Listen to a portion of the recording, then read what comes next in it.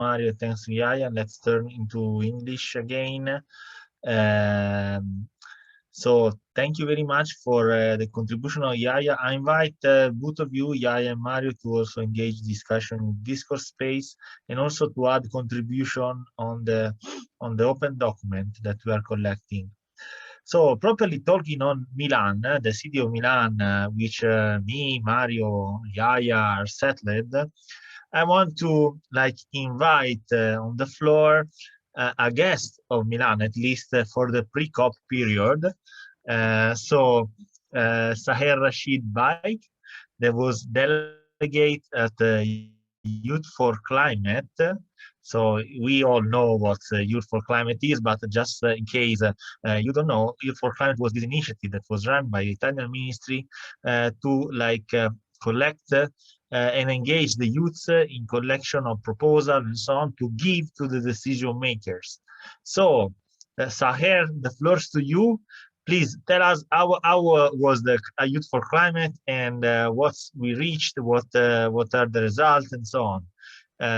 So, Saher, the floor is to you. Thank you so much, Domenico. Well, I don't know exactly in my 3 days, I tried to learn very hard how to say thank you in the Italian language. It was grazie, gracias, grazie mille. I don't know. I'm sorry if I'm pronouncing it super wrong. But yeah, no, definitely. I mean, you defined it in a very fine way, a guest to Milan. It was very warm. Thank you so much to all of those who are settled there. I loved your city, and I hope that I get to visit there at a future point of time. But coming back to the pre-COP and what are the goals ahead and what we did during those 3 days, or what the youth actually did for these 3 days, as you might all recognize previously, that it was an event from in which there were young people from all around the world coming and discussing in different working groups the areas related to climate change and the areas that their advocacy are focused on, for example, and the subtopics on climate change that they are keen to build towards new policies, for example, or discuss the existing policies. So it was fruitful in a way that it was a great cultural exchange, I would say, and it was fruitful in a way that every single young person was working in different working groups, and they were working on their outcome document, which will be presented at COP26. I will come back a little bit more on the outcome document in a while, but these 3 days, of course, were focused on majorly on getting the inputs of the delegates that were there from different countries, staying at different places in Milan, and also kind of, well, taking a lot of pictures at very interesting places, which I didn't get to do because I was the youth advisory. Um, I was serving the governance structure of the event as a youth advisor, but it was definitely something to look forward to. The delegates, I wouldn't talk all positive stuff about it, definitely, because the delegates face some logistic problems. The delegates face some problems with their inputs not being fully integrated even till the 11th hour, but they kept on pushing, because this is what the young people do, and this is why we're different than every single other politician who would just come ahead and present their empty commitments to us, right? So I believe that the outcome document was the major highlight of the whole event. And the delegates are still working on their specific outcome document. So every single working group had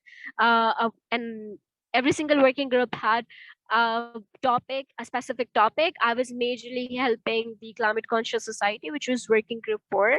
And hence, of course, I'm more interested and know more about the outcome document of Climate Conscious Society, which was more focused on education, which was more focused on media, which was more focused on, well, highlighting climate justice everywhere and being conscious as a society on the climate and on the climate crisis and its impact. And we also organized, or the ministry actually also organized, this panel um, on education during the second day of the conference in collaboration with UNESCO. and where we had different education ministers from all around the world, for example, Sweden, Oman, and Bahrain, and many other countries as well. And also we had the Italian education minister, where we discussed a few things at the end. Paloma from the youth advocacy group of the Secretary General and myself both were there, presenting the youth perspective in the panel. And something like that will also be happening again at COP26. And this is something that I like about the conference, because of course the conference was, the young people were not majorly as highlighted as it could have happened. But I'm happy that it happened after the global pandemic, and I'm happy that it happened on ground, bringing all of those young people together for brainstorming together and everything, removing that virtual barrier. And of course, there was a virtual element to the whole conference as well. Um, the young people who could not join, which was a great ratio, by the way, of the young people who could not join, and there were a lot of young people who could not join and who tried to join virtually, but their participation was not a lot highlighted. This is what I have noticed personally. But I hope that in the next time, in the next conference, we will also highlight the virtual delegations, because we have to recognize that traveling to such places, even while having all of your costs covered and all of your funding being there, is still a question of privilege for a lot of us.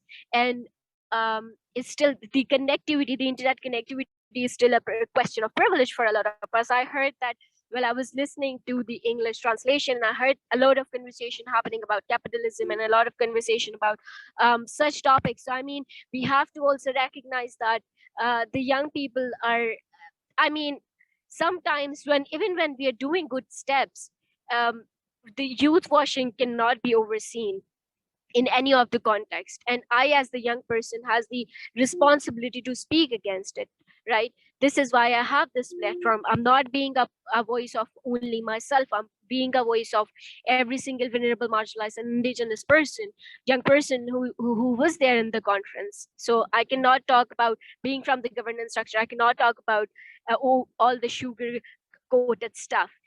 So this is my, this has been all my personal observation. Definitely there, the technicalities of the outcome documents are still going on.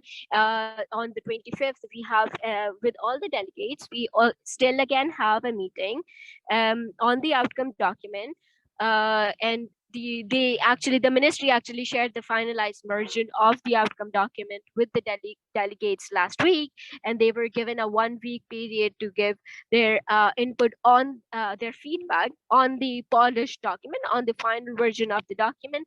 And now we will be having a final meeting on the 25th, and the ministry is also planning to actually present this document at COP26.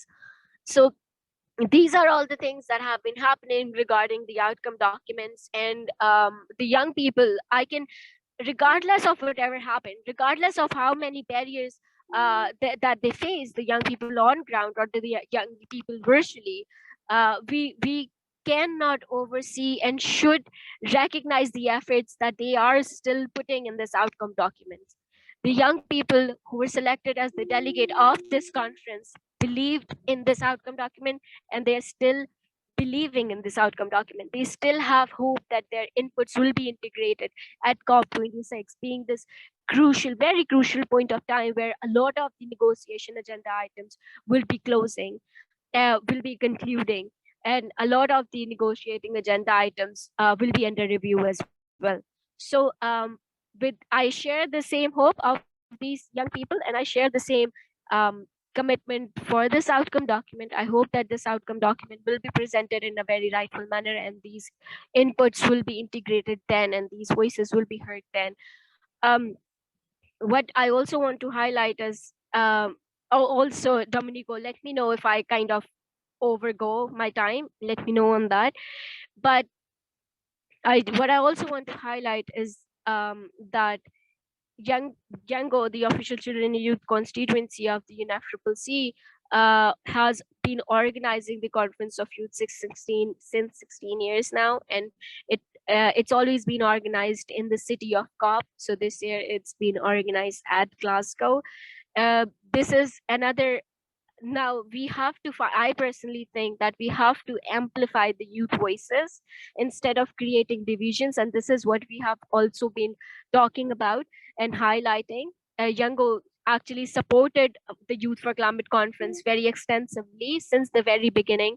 We had 10 of our members, volunteers, who were in the selection committee for the Youth for Climate delegates. So the constituency actually taking care of the selections of all the delegates that were there. It was 1,000+ applications, to be honest, like a lot of applications that we got per person.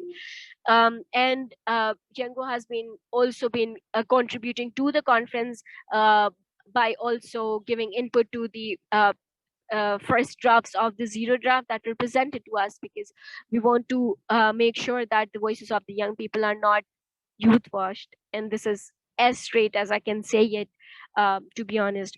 So this is all from my side. And I think, and I really hope that I have covered every single point. If you have any specific questions, feel free to ask me. And I'm sorry you get to hear a lot of the horns and a lot of the traffic from my city. I'm actually outside right now, but I'm super happy to be here and super happy to be contributing in this conversation. Thank you. Over to you, Domenico. Thank you, Saher. No, it was all perfect. We didn't hear any noise, so no worries. And thank you for speaking clearly on what's happening in All for Climate. And I think that we all agree on the fact that it's important to engage youth, but it's important to engage youth properly, without like youth washing, as well as without greenwashing. And if there is something that is not working, is not just blaming, saying that it's not working, but is a way also to improve. And I thank you for stating that. So I don't know if there are questions, curiosity. So let's take the chance. I think is as we have usually in Climate Social Forum, it's like a very nice experience to meet the people. And also we had met Saher, that was like a witness of this All for Climate, that some of us actually were witnessing from outside, and it was very great to hear from the inside indeed. I don't know if there are questions for Saher. Yes, Mario, go ahead. Mario will state in Italian, but you can hear the English translation, Saher. Ok, Mario, vai. Ok, grazie. Una domanda molto semplice. Dopo questo incontro avuto con i vari ministri, insomma, chi, tra virgolette, diciamo, ha un determinato potere, che sensazione ti hanno dato? Che cosa hai ricevuto? Quali speranze rimetti nei discorsi che loro hanno fatto in quel momento? E quanto pensi che alla COP possono ascoltare quanto verrà riportato da tutti i movimenti, in sostanza? Stop.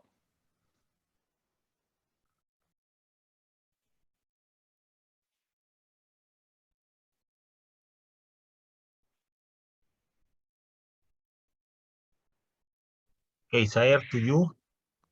Yeah, no, definitely. So, Mario, this is a very interesting question. Thank you so much for answering this. Well, I would want to start by saying, if the young people were heard from 1992, I wouldn't be doing my advocacy on climate at the moment. I would be speaking on whatever topic, like from the minority, from like whatever topic, like on the rights of the indigenous people or whatever.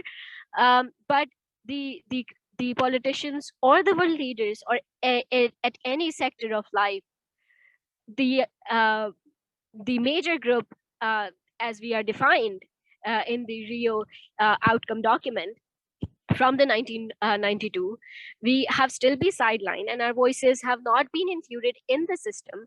Our voices have not been heard at the table, or we have not been given very often a meaningful seat at the table, so that the decisions are not taken for us, but the decisions are taken with us as well, because these decisions affect us and our future generations in the longer term. This is my personal perspective. Now, if they heard us during the Youth for Climate, that I would say, well, there was not, the young people did not get to meet the ministers directly at pre-cop, because very less people could go to pre-cop anyways. There was a lot of selection and everything. I don't know how that selection occurred, because I was not part of that selection, definitely. But not every single young person got the chance to directly talk to the minister. Of course, if they reach out to them on the first day when they were on the plenary, then that is another thing. But I personally, and from a lot of the younger members as well, reached out to the minister Chingolani, and he was very positive. This is how we conceived it. The minister of the ecological transition, he actually not only heard us, but heard us even as a follow-up as well. And he is keen to bring this change for a longer run. This is what I can say. But of course, we still have to make sure that these are not empty commitments. So we, as young people, still have to keep on calling on these people, on these world leaders, definitely. But during COP26, well, a lot of the people, now I'm speaking from an internal perspective, a lot of the young people have been excluded from the national delegation this year, because the COP logistics asked them to cut their delegation, asked the countries, asked the parties to cut their delegations short. And of course, the young people were left out. The young people do not find a lot of accreditation to attend the COP26. A lot of the young people have funding and do not have the accreditation to go to attend the COP at the blue zone. And while we all still believe, and while we all are on the same page, saying that this is the most crucial COP, this is not the most crucial COP for the vulnerable, marginalized indigenous communities, because they are left behind due to the global pandemic, and because they are left behind because I don't know how it will turn out to be virtually. There is a virtual platform for COP26, definitely, but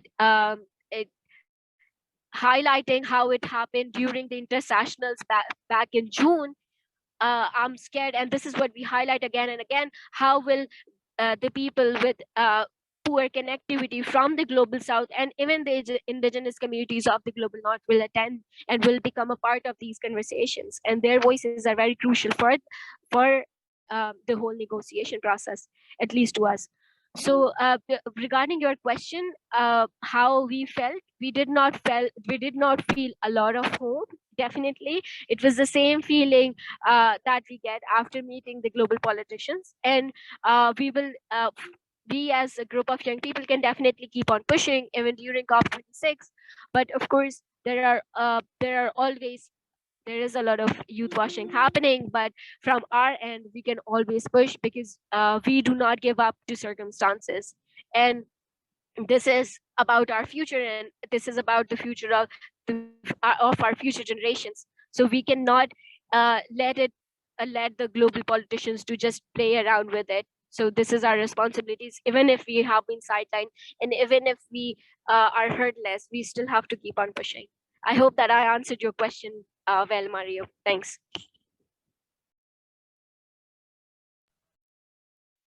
Thanks, Mario. Thanks, Saher. In the meanwhile, welcome to Matteo, that has joined the call. He's the next speaker of the session. I don't know if there is another question for Saher, but I know that also she has some time commitments. Yeah, quickly. Yeah, very quick question. So thanks for your presentation and what you shared with us. But I wanted really to understand something. Do you think like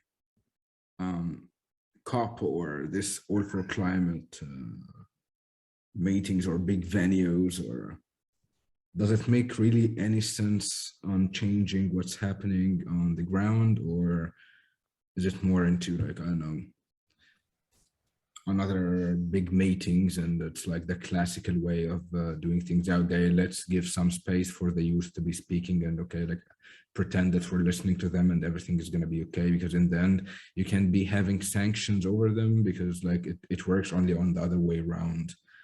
whatever is being decided, okay, you have to fall in line for it, but on the other side, it wouldn't be happening. So I don't know if you were one of the people that had the chance to be getting into this lobbies. So if you can share with us, like, if you think this could pragmatically make any difference, and thanks. Thanks a lot, Yahya. That is a very interesting question indeed, and I recognize how the young people from the who are observing everything from the outside might also wonder about this. Definitely, I just as I mentioned, I have been a part of YOUNGO since 4 years now, and we have been since we are an official children, youth, and youth constituency of the UNFCCC, we get the observer status, so we are part of the negotiations, and even in this Youth for Climate event as well, we have been lobbying, having bilaterals with a lot of different people. For example, Patricia, and for example, the youth envoy, and for example, Minister Chingolani himself as well. But when we talk about COP, Yahya, let me highlight this. So let me highlight one of the achievements that we made as YOUNGO. So since I mentioned a lot on young people's role on leadership and not only on criticizing, we are the young people who are actually giving the selections, giving the suggestions, feeding everything in the policies draft, and giving the policies ideas, because we really want to lead the way. We are actually leading the way internally as well. We're more organized than the world leader. This is what I think. But during the intersessionals as well, we organized this year's intersessional, which happened after the global pandemic, right? So during the subsidiary bodies meetings, we organized the bilaterals with the EU, with a lot of other countries. For example, Mexico, who doing kind of a good work on youth inclusion. So we do lobby a lot, and we do lobby every year at the negotiations. And even this year, we will be organizing a lot of the bilaterals at COP26. And YOUNGO, by pushing on the policy side of things, actually successfully got to integrate the term intergenerational equity in this term in the documents, you can say, in the UNFCCC language. So that I define as a great achievement of the young leaders who are not only criticizing on stage, but also doing the work, pushing the way forward, right? I also want to highlight one thing. We have been lobbying and we have been advocating for this COP25 Intergovernmental Declaration on Children, Youth, and Climate Action, for which YOUNGO is the co-custodian, together with UNICEF and Children's Environmental Initiative. And we have been definitely, in my advocacy as well, pushing it since 2 years now. It was launched in Madrid in 2019 at COP25. It has around 16 countries so far, and we will be getting more countries. And it only happened due to the lobbying of the young people, and of course, together with other custodians, definitely. In the whole history of UNFCCC, in the 30 years of history of the UNFCCC, there has never been a COP decision focused on young people and children, which is very unfortunate. And we want to make sure that this declaration will be the stepping stone towards that COP decision, which will be the first ever COP decision focused on children and young people. Of course, it won't be happening this COP, because we have a long way to go right now, but we will make sure that this becomes the COP decision, because this is our ultimate goal with it. Focus first ever COP decision on children and young people. So I mean, I also hope, and we have also been asking Italy to sign this declaration. Italy is not an official signatory of this declaration yet, but I hope that you all can also urge your governments to sign this declaration. We need as much support as we can, and we do this by only internal lobbying during the negotiations and intersessionals, but also with the young people's help at a national level, so that they highlight it furthermore. So I think I have actually described kind of some successes, kind of how it works, and what are our goals as well. So, I mean, I hope, Yahya, this answered your question. If it didn't, let me know. We can definitely reach out and discuss this bilaterally as well, Yahya. I would be happy to discuss how we organize our bilaterals and lobby inside the negotiations and intersessionals. For your answers, thanks. Yeah, I would drop you a line for my contact, and yeah, sure, I would be happy to further the discussion with you. So yeah, Domenico, yeah, take the lead from here. Thank you very much. And yes, also invite, as usual, I will repeat the thing that we have the Discord space also to interact is made for that. And please also exchange your contacts to engage and continue the discussion. And now, okay, there is, I don't know if there are other questions for Saher. I know that she has to leave. So if there aren't, we can go to the next speaker. For the next speaker, we are gonna speak in Italian because the guest is from Italy, Matteo Bellè. Ciao Matteo, benvenuto. Ciao Domenico, buonasera a tutti, grazie per l'invito. Mi presento, io sono Matteo Bellè, vengo da un'associazione universitaria dell'Università degli Studi di Trento che si chiama UTFEN e si disloca nel campo dell'imprenditoria, dell'innovazione aziendale e della finanza. E appunto già questo è il secondo evento a cui partecipo grazie al vostro invito. Quindi sono molto felice di essere qui e molto curioso di sentire molti pareri. Grazie Matteo. Ecco sì, il tema di questa tavola è stata un po' la pre-COP e il coinvolgimento giovanile. Tu con la tua associazione fai parte di questa rete giovani, che è una rete di 150 associazioni che hanno promosso il piano giovani nella versione del 2020-2021. E penso che tu abbia anche un po' seguito quello che è successo a Milano, la pre-COP, le varie negoziazioni, c'è stato anche un evento di Youth for Climate. Ecco, dacci il tuo parere. Tu magari non hai partecipato, Saher è stata proprio dentro all'All for Climate, tu penso l'hai seguito un po' fuori, ma ecco, dacci un po' il tuo parere, insomma, come è andata secondo te e cosa ne è venuto fuori e che idea ti sei fatto un po' del coinvolgimento giovanile durante la pre-COP? Allora, io sì, praticamente faccio parte, come abbiamo detto, di un'associazione che a sua volta fa parte della rete giovani, questa rete di 150 appunto associazioni che lavorano per diciamo, dare un contributo importante allo sviluppo sia diciamo dell'aiuto all'ambiente, sia comunque diciamo come abbiamo fatto tempo addietro alla creazione del piano nazionale di ripresa e resilienza che è stato presentato poi anche dal Ministero della Transizione Ecologica e alcuni altri rami importanti.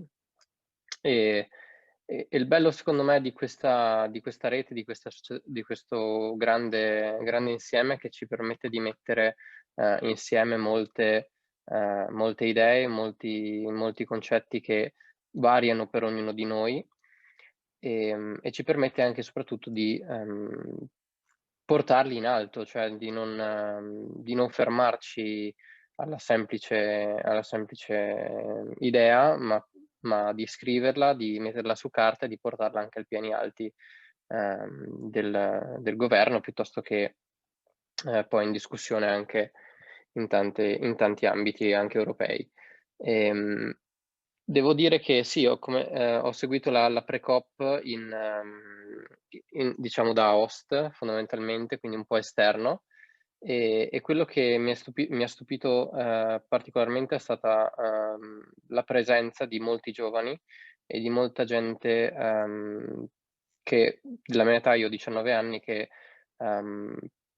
si batte e crede nelle sue idee e soprattutto crede di poter veramente dare dare un forte contributo, e questa penso sia la cosa più importante, ovvero essere consapevoli delle proprie idee che si possono sviluppare sulla base di tanti ambiti, come anche quello dello sviluppo ambientale e dello sviluppo contro il cambiamento climatico. E quindi mi ha entusiasmato moltissimo questa cosa qui. Ho visto molta partecipazione, molti giovani, molte persone contente appassionate di quello che fanno, perché soprattutto specialmente in questa pre-COP si è diciamo dato valore a quello che poteva essere anche il contributo giovanile, che è quello che fondamentalmente serve in questo periodo, in questo ambito soprattutto. Servono i giovani, serve il contributo giovanile, servono le idee soprattutto. Grazie mille. Ti faccio adesso un'altra domanda. Ecco, per dare un po' continuità anche a questo evento, diciamo, cosa ti aspetti adesso? Adesso ci sarà la pre-COP, la COP26, e cosa ti aspetti dalla COP26? Ma poi guardiamo un po' più oltre, cioè cosa ti aspetti anche come dire, dal dopo, quindi dai ministri o comunque da chi ci governa, nell'implementare quelle che potrebbero essere le proposte che sono venute. Insomma, qual è la tua aspettativa e cosa pensi, ad esempio, che Rete Giovani possa fare per come dire, dare follow up, insomma, a questa iniziativa? Allora, sì, è una domanda molto interessante, molto bella, perché ci sono state molte proposte anche in questa pre-COP. Beh, la prima cosa che vorrei dire è che comunque mi aspetto molta consapevolezza, sia da parte di chi deciderà, cosa fare che misure implementare, diciamo, anche per il futuro.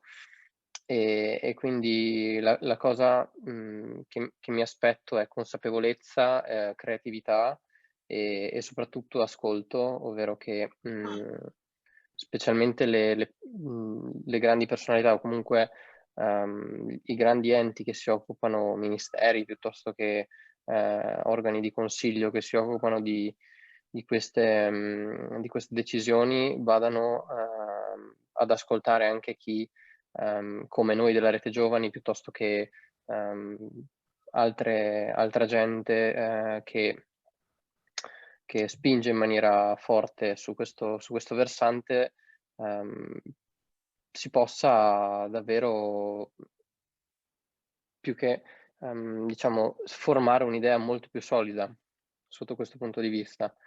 E quindi quello che mi aspetto è sicuramente quello. Mi aspetto anche molti cambiamenti, e questo credo sia importante, diciamo, sottolinearlo, perché comunque quando si prendono delle decisioni, specialmente in ambito futuro, i cambiamenti sono importanti, le misure, non tanto cambiamenti radicali quanto a mio avviso miglioramenti delle strutture, miglioramenti della base umana, quindi diciamo della componente umana sia nelle aziende sia appunto persone normali, cittadini. La consapevolezza è importantissima, la self-consciousness è importante, anche nelle persone che tutti i giorni vanno a, non lo so, a buttare la spazzatura piuttosto che andare a fare la spesa. Quindi una conoscenza più varia, una consapevolezza maggiore e soprattutto un ascolto da parte delle istituzioni. In questo, per rispondere alla tua ultima domanda, Rete Giovani è abbastanza, diciamo, impegnata ed è abbastanza anche forte sotto questo punto di vista. Abbiamo tantissima gente che proviene da università italiane, dalle più diciamo affollate alle più prestigiose in un ambito, alle più diciamo posizionate in maniera tale che si possa vedere anche, faccio esempio, Università del Sud, che sono posizionate in un clima, in un ambiente totalmente favorevole sotto certi aspetti, e quindi riescono a vedere cambiamenti che noi magari del nord, per farvi un'idea, diciamo, non ho specificato prima, io sono di Trento, quindi sono nel nord Italia, e quindi diciamo magari essendo che il clima cambia molto dal nord al sud, noi vediamo, loro vedono cambiamenti differenti da come li vediamo noi, e quindi ci possiamo confrontare su tanti aspetti, e sicuramente le decisioni che vengono prese sono su una base molto solida di opinioni che vengono da tante parti d'Italia, e quindi fondamentalmente la parte importante che facciamo noi è anche di creazione di nuove, diciamo, di nuovi punti di vista che possono essere ascoltati dalle istituzioni. Grazie, grazie Matteo. Non so se ci sono domande per Matteo.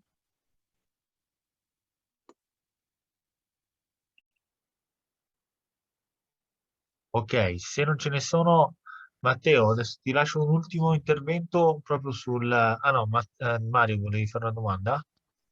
Sì, vai. Sì, grazie. Oggi sono scatenato. Senti, Vai. Matteo, grazie e complimenti. Senti, questa rete giovani, tu sei di Trento, come stavi dicendo, giusto? Dov'è che operate essenzialmente? E queste 150, ho capito male, associazioni aggregate a voi, chi sono? Che estrazione hanno? Sono solamente, diciamo, a livello universitario? Sono sul territorio? Su quali territori? Di cosa si occupano? 150 sono tante, eh? Sono tante, siamo partiti da 150 e diciamo via via alcune sono diminuite, poi alcune hanno dato disdetta, comunque diciamo indicativamente siamo sul centinaio, diciamo. Quello che fa Rete Giovani è diciamo raggruppare una serie di associazioni universitarie, quindi fondamentalmente all'interno di un ateneo si sviluppano poi varie associazioni che si occupano di, per esempio la mia si occupa di finanza e imprenditoria e networking, piuttosto che altre si possono occupare di family business, piuttosto che altre si possono occupare di, non lo so, anche cambiamento climatico, ce ne sono molte anche in varie università, e diciamo questa rete è composta da vari esponenti diciamo ricercati per ogni associazione, quindi dei soci praticamente vanno a dare adesione a questa rete tramite l'associazione, poi si presentano diciamo nelle riunioni piuttosto che nelle convention che si fanno. Operiamo prettamente sul territorio italiano, e quindi abbiamo molte personalità che arrivano da veramente qualsiasi parte d'Italia. Ho colleghi di Roma, di Napoli, di Milano, e operiamo sia in ambito associazioni universitarie, la maggior parte, sia persone o comunque laureati o comunque gente che vuole mettersi in gioco per diciamo sviluppare e dare una mano a portare nuove idee, nuove opinioni anche più in alto nei vari ranghi istituzionali. Quindi questo è quello che prettamente facciamo.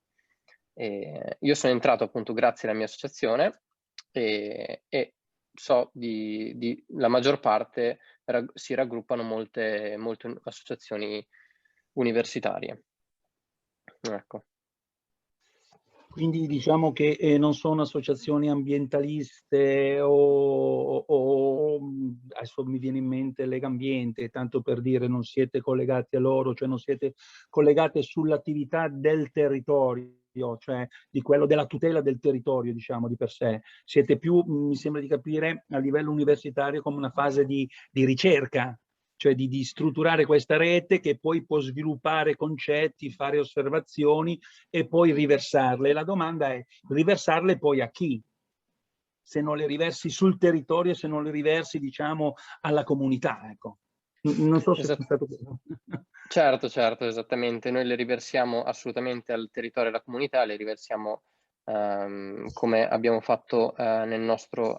Recentemente abbiamo sviluppato abbiamo lavorato, che è stato un progetto tra l'altro molto bello, di cui anche Domenico ha partecipato. Abbiamo lavorato al piano di ripresa e resilienza e mettendo insieme molte persone, molta gente, dividendosi in gruppi, dandosi compiti a seconda magari di quello che uno studia piuttosto che quello che uno diciamo piace fare, e si sviluppava, diciamo, si prendeva un capitolo del piano e bisognava, noi lo analizzavamo quello vecchio, prendevamo le regole del piano nuovo e cercavamo delle strategie piuttosto che delle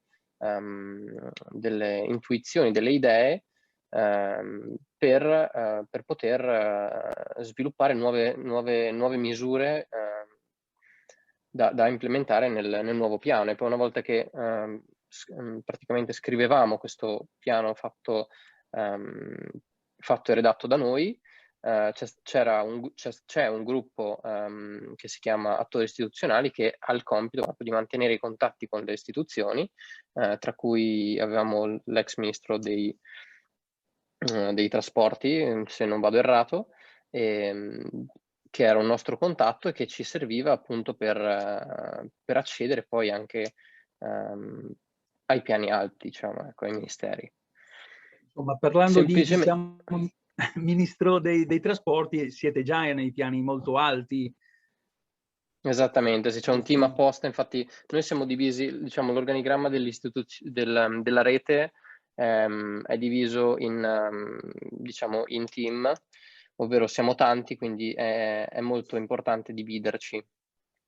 Siamo divisi in team, cioè il team attori istituzionali piuttosto che il team comunicazione, piuttosto che altri team, altre squadre che lavorano proprio sono gli stessi, cioè sono tanti componenti diversi che lavorano su determinati obiettivi. Ecco, per esempio, diciamo, avevamo nei gruppi di lavoro del piano, si lavorava al piano e poi una volta che il piano era sviluppato si passava all'altro team, quindi c'era proprio una concatenazione anche di cose, no?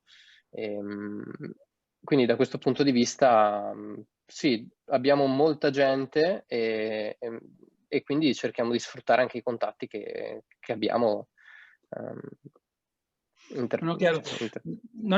Ottimo lavoro, sicuramente diciamo sul settore, lo sviluppo che si ha proprio a livello, adesso io me lo immagino a livello di ricerca nell'ambito universitario, quindi risorse fresche, giovani, idee fresche, sapere dove si vuole andare, che cosa eventualmente si deve andare a modificare. Ecco, quello che intendevo prima, va benissimo i piani alti per poter portare credo a un progetto globale, ma essendo a Trento, sviluppare, diciamo, un qualcosa per Trento, penso che poi verrà portata in comune nelle varie commissioni comunali a Trento. Qui a Milano abbiamo, diciamo, i municipi, quindi se io sviluppo un qualche cosa su questa roba qui, io lo presento sia a livello di municipio, che è il primo step sul territorio per le problematiche che possono essere, diciamo, la mobilità o l'inquinamento o il verde, dopodiché si va a spingere nei piani alti che può essere effettivamente il comune, che poi è quello in maniera decisionale. Ecco, su Trento voi ci lavorate? Quello che andiamo a fare in rete, diciamo, è un lavoro un po' più generale, cioè non andiamo a colpire direttamente i comuni, anche perché, diciamo, essendo molte persone da molte parti d'Italia, diventa anche difficile poi capire, magari non so, per la Lombardia ce n'è uno, quindi diventa anche un po' difficile. Ok. Però quello che noi facciamo è lavorare, abbiamo secondo me tanta forza grazie al fatto che siamo tanti, però siamo dislocati in maniera molto ottimale, quindi riusciamo a vedere molte cose prima che diciamo che possono accadere, o comunque riusciamo a lavorare su piani molto più generali, quali il piano di ripresa, ecco. Non ci addentriamo nelle cose regionali o comunque non lavorate nel locale, non andate sul locale. Non lavoriamo nel locale da questo punto di vista, almeno fino a mia esperienza, cioè fino a mia esperienza. Poi magari qualcuno magari è stato fatto, tu c'ha dici. anche lavorato, voglio dire. No, per l'amor del cielo. No, per l'amor del cielo. Però fino a mia esperienza non abbiamo ancora lavorato a cose locali, ecco. Ho capito. Va bene, niente, se poi lasci giù i contatti e tutto quanto, magari sulla chat, ben venga, in sostanza. Avrete sicuramente un sito, avete qualcosa per potervi contattare. Per la rete, certo, sì. Capito? Poi con Domenico ci pensiamo. Sì. Dai, va bene, dai. Ok, basta, fine, non faccio altre domande, Domenico. Grazie, no, benvenute le domande e le interazioni. Grazie mille a Matteo e a Mario. So let's now turn again to English. So it's a super multi-language session, this one. And I very welcome Peris Francis from Rest for Africa. Really thanks her because I called her in just in a few minutes and then she accepted. So thank you very much, Peris, for being with us. And we were talking about Pre-Cop. We had the witness of one participant to the Pre-Cop events, to Matteo from Rete Giovani, that also participated to some events. And one thing that was also in the track of the Pre-Cop was the All for Climate events, that were these events that were like into the agenda of the Italian ministry in preparation of the Pre-Cop. A lot of us has also made some event, participated to some event, but I want to ask to Peris, like the experience of Rest for Africa. They did a super great online event the session was about energy and African youth-led vision of energy. But I will let Peris to talk a little bit about this event and her experience also about Pre-Cop and the issue. So Peris, also introduce yourself, and the floor is to you.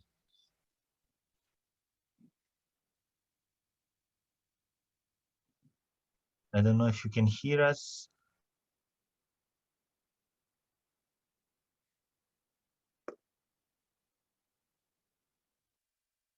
I think that maybe Peris, if you want to go, you can't hear.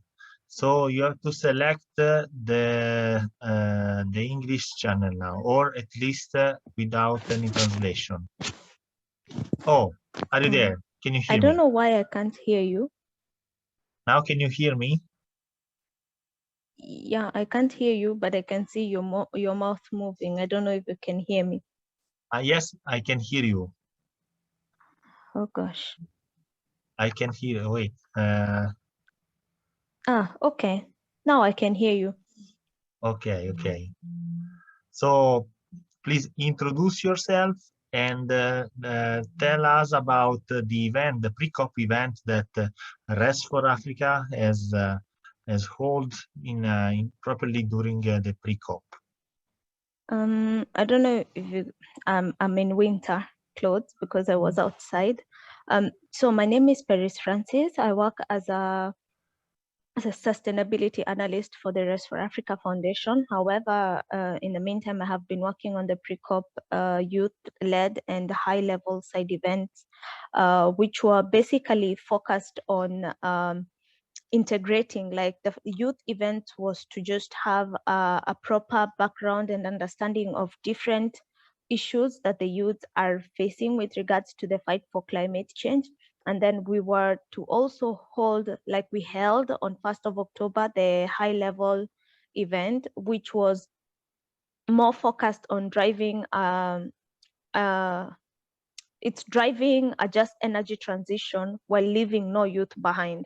So the main aim of the two events was to provide a platform where the young, innovative youth representatives coming from different youth networks will be given an avenue to come together and to meet the high-level stakeholders to address various issues and to also give the high-level stakeholders a chance to respond to the issues that had been raised. However, during the two events, if there is one thing that came out prominently, because now we are in the process of writing down the youth agenda from the event, is that the youths are aware of what is expected to them. The high-level stakeholders are also aware of what is expected of them with regards to involving the youth. However, there lacks a bridge to bring all these two together. So most times you find that the youths are involved mostly even in policy making and everything, but they are never involved in the implementation and in the review of these various policies. At the same time, we analyze the fact that there are many different avenues that have been created. However, many people are not aware of this. Okay, so these are some of the things we were trying to come to understand, and to also understand the role of financing in this whole narrative of climate change, bearing in mind that even if you copy paste technologies from one geographical region to another, they might not work, because what works for Europe might not work for Africa. What worked for Africa might not work for the US, and vice versa, and all around. So the whole emphasis around this was to have or to embody technologies or innovative technologies that are holistic, that are well mounted or woven into the fabric of the society or the geographical population and region in which you're trying to employ these technologies, so that they can be well embraced by the grassroots communities and they're able to be sustained and accepted in the long run. Just to understand that what works in one place might not work in another, and whatever worked in another might fail in another.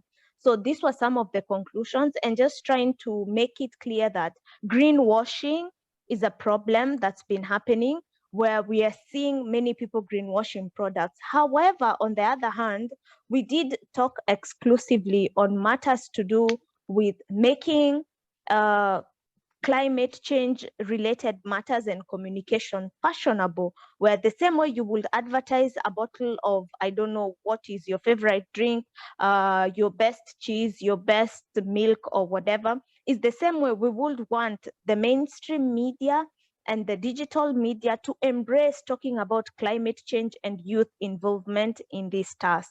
So basically that would be like a summary of what really happened. And it was really a nice experience, being our first time holding such back-to-back events. And we realized that the youth are very well versed, and even if most times they are shunned down, like their ideas are put away because many people think they don't have experience, they don't have all these, most youths are woke, they are well educated, they have all these innovative ideas. It's just that they don't have the right, let me say, ecosystem to support them with these ideologies. So that's it with the two events that we held. Thank you very much, Peris, for like let us know about also the importance of engaging the youth, and also to create the bridge. I very like the word bridge that you said. That's what's missing actually, because the youth have ideas, the youth are committed, and they want to also like bring solution. I don't know if there are some questions for Peris from the floor. Also in Italian, we can translate them.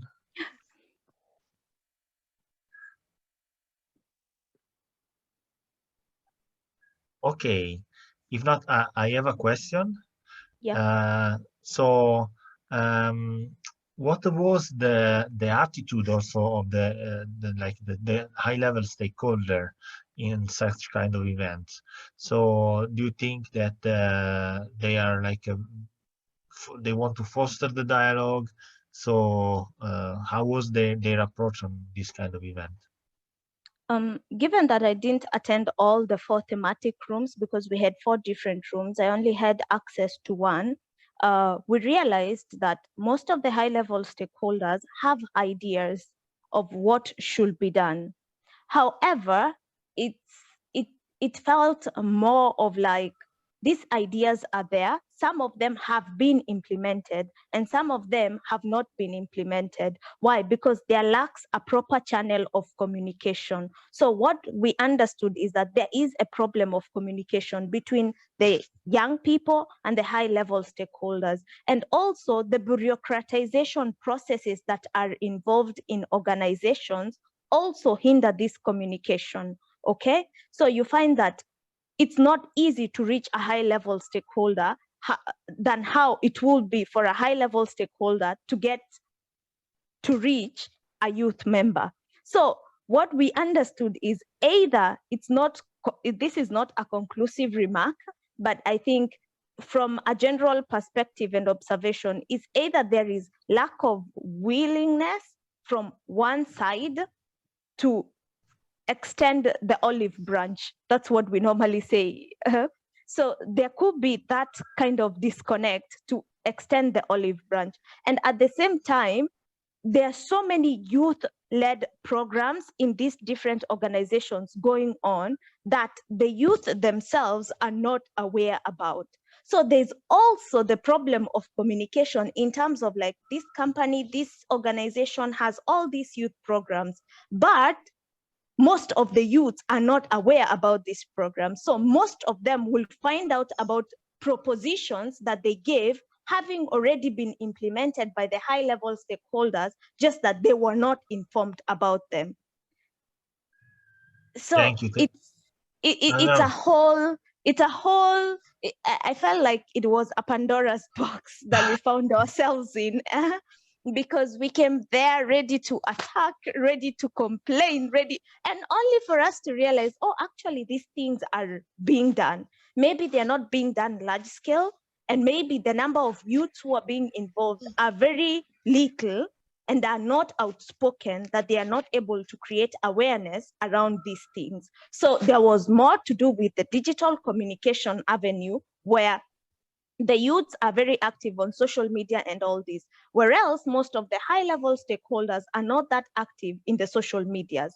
So there was the whole point where we came to try and bridge the two and said, okay, what happens is we need to have the mainstream media coming down to the level of the digital media, or both of them working together in synergy to try and promote this program, so that people are aware that they actually exist and they find ways maybe to improve those programs to be more appealing to the younger people. And at the same time, when we were talking about innovation, many institutions were supporting innovation. They were in support for innovation, capacity building, training, and all that. However, most of the young people were afraid about intellectual property rights. They felt like if they gave out these ideas and their innovative ideas to people, they will be stolen from them and they will not have something in return. So there was this situation of fear whereby, yes, the high-level stakeholders are willing to come in. However, the young people, given that they have nothing protecting them, they fear giving out this info, giving out these technologies, these ideologies, these business models, because there is this problem of trust. So what we established is there is a problem of trust between the high-level stakeholders and the youth. And with this kind of mentality, it means we cannot move forward, because the people with the frugal innovations, solutions that are well suited for communities, people who live in those communities have the ideas, but they fear that they cannot stand up against large corporates in case their ideas are stolen. Thank you very much. Very clear your message, and very interesting also. Very interesting is a super interesting point of view on communication. And I let also the floor for question, but I want to add that it was important to build bridges where there were like walls inside, Yes. in between. Yeah. So Mario, okay, you can go ahead. Ciao Francis, ciao. Ciao. Una grande riflessione viene fuori e dopo sarà un continuo il dover pensare alla COP dopo Glasgow, ovvero sia quello che tu dici è un discorso di comunicazione, ok, è vero, quindi ognuno rimarrà nella propria casa dopo Glasgow. Che cosa succede? In questo momento c'è stata una pre-COP, ci si è incontrati, c'è stato il tantam e adesso si sono tirati fuori alcuni documenti, verranno presentati alla COP, ma dopo la COP cosa succede con tutti questi ragazzi? Qual è la rete? Qual è l'unità che porta dietro questa cosa qui? Se già adesso hai detto che non c'è questo collegamento, come pensi che possa avvenire? Dovremmo aspettare la prossima COP e dire ancora una volta che siamo separati, che non parliamo, che non esiste effettivamente una rete e che i problemi diventeranno sempre più grossi, perché l'umanità ormai sulla Terra siamo arrivati a quanti? 7 miliardi? La prossima COP saremo 8 miliardi. Quindi i problemi si aggravano, quindi tutte le risorse saranno sempre peggio in sostanza. Ecco, la domanda specifica è: come pensi di poter continuare nel movimento giovanile, nel movimento del futuro, diciamo, di continuare dopo Glasgow? Cos'è? Qual è lo strumento? Come pensi che possa accadere? Finisci. I don't know if you get all the question, Peris, or you need Okay, just to answer this, if there's another big issue that was also raised was what happens after this Glasgow, because now we had the pre-COP and then we had the COP, which is what you have highlighted. However, this is our thinking. We cannot talk about pre-COP now if at all we have not implemented the Paris Agreement. Okay, this will be another session where we have these materials written, they are updated. But what are we doing at an individual level to implement these sustainability measures?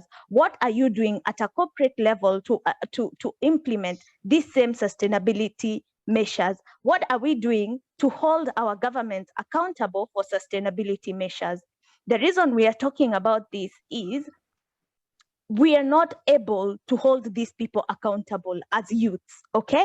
Why? Because we do not have those positions of power. And this was a common issue all across the 4 thematic rooms, that youths are not in those high-level senior positions that they are able to influence these decision-making processes. However, as part of the solutions from the events, one of the key solutions that we had coming from the youth was that there needs to be youth committees that are created to hold accountable these leaders, okay? Where they have the same access to the same materials these leaders have, same access to expertise and lawyers and all these things that the big corporations have. But how are we able to do this? We do lack resources. So how do we join together? Because as single entities of youth representatives, as Rete Giovanni, if you can see, they brought in together everybody so that they can have one strong voice. If we continue being divided or segmented into small groups, we are not able to bring this change. But if you think about it, Fridays for Future had people going crazy. Why? Because you're thinking, oh, my child is not in school. So instead of my child being in school, they're busy demonstrating about climate issues, okay? So this had a ripple effect where leaders started complaining that these kids are demonstrating instead of them being in school. Where else the youth were saying, or these young people were saying, we cannot be in school if our future is not guaranteed. How are we going to apply these skills that we learn in school if at all we do not have a conducive environment? So these are some of the technical issues. It's like, before an egg, was there a chicken? Or before a chicken, was there an egg? It felt more or less the same thing. Because what happens is, we always have all these conventions, all these meetings, since time immemorial. But when we come to these meetings, one of the solutions we were trying to give is, before we talk about pre-COP, I don't know, 2020, 2032 or 2030 or pre-COP, whichever, we have to first of all ask, what were the results from the previous pre-COP? How were they achieved? Where did we not meet the objectives? If those objectives were not met, we start from those objectives, not developing new ones to go back to the shelves, where else we have not implemented even the old ones. Because what this becomes is a circus where we just go for a disco somewhere, have a party, and then we say, oh, that party was nice. We write documents about this party, we document it for future generations to use. But what are they using? They are using something that's not, let me say, it's like tissue paper, you know? Sorry to be very derogative, let me say, to be very harsh, but it feels like we are just reusing and reusing the same ideas. We are just changing the forests, but we are not changing the monkeys in the forest. Super, super. Thank you, Peris. Wonderful. I totally concur with what you said.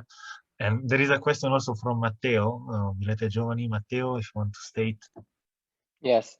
Thank you, Peris, for your mention of Rete Giovanni, and I appreciate very much the significant speech that you did. And my question is, which role do you think that universities have in solve this kind of gap that you mentioned by young people and old people in the previous speech? Because I'm very curious to listen about that. If universities have a role in Africa or in other side of the planet. So thank you for that. One of the things that we talked about, and one of the questions we asked some of the high-level stakeholder representatives as youth was, what role does the curriculum and syllabus have to play in this fight, okay? Why? Because we felt like new methods are coming in. People are now going digital, okay? So we are finding ourselves where institutions might be at risk of being phased out by the digitalization of education. So what significance do they have to offer? What new knowledge are they generating? And one of the things that we came to a conclusion on is that with the education system, they need to bridge the gap between the academia and the industry. How exactly are they supposed to do this? You know, we talked about the integral development of necessary skills at the level of an institution. For example, if an institution is situated in a community where there is lack of water and all these things, okay, it's upon the university that's teaching maybe about engineering and all these kind of technical courses, to bring the students to those small places to develop the specific systems, not to just generate a theoretical based curriculum, but a solution based curriculum that helps solve societal problems from a community level. Okay,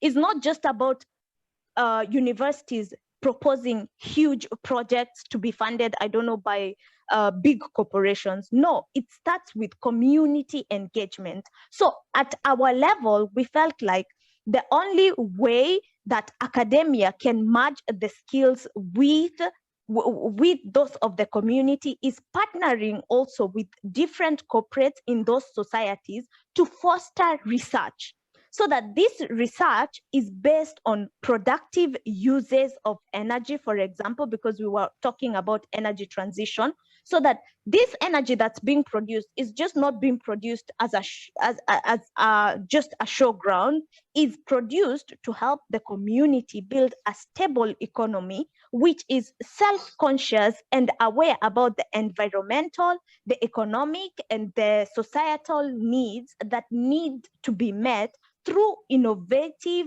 curriculums or through innovative strategies that the university developed. So what we talked about was more of like using the universities as a tool to bridge the gap between societal needs and knowledge-based needs. So it's supposed to cut across the technical know-how and the knowledge and expertise. So that is how we concluded the discussion on the role of universities in this case.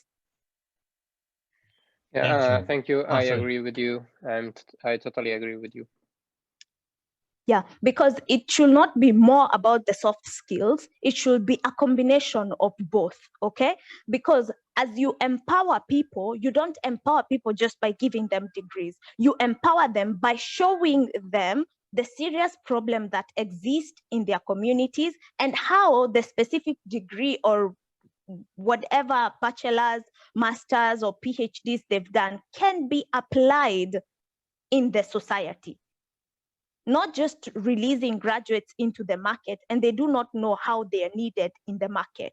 So the teaching and the curriculum need to be adjusted to suit the current market needs, and outdated curriculums should be just gotten rid of, okay? Yeah, it's a sort of quality degree rather than a quantity degree, because especially in Italy we have this problem, because a lot of universities can have only one aim. It's that a lot of the majority of students can get out of university with or without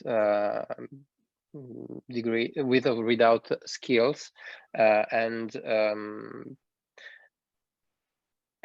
this is a problem that affects a lot of companies, and I think more than normal in Italy, because in the Europe there are different universities, for example private universities, both in Italy and in France or in Germany, that implement a kind of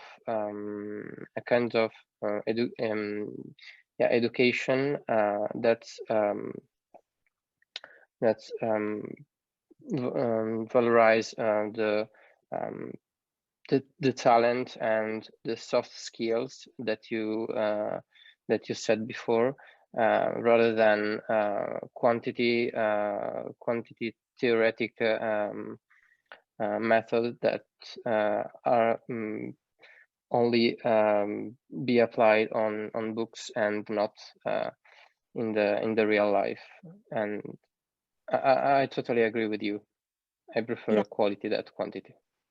Yeah, and even when we are using the education as an engagement tool, one thing that came out strongly was that universities, more so vocational training and all those high-level institutes that do research, they need to dedicate a funding and resources that are really aimed at, assisting the low mobility youth in participating in different opportunities, such as publicly available or flexible learning materials, through short-term educational programs, just to make sure that people are updated on the changing curriculums and the changing needs within society. So it was more of like communication and international dialogue using education systems to update these things that are happening and the changes that are happening in society. So that's it.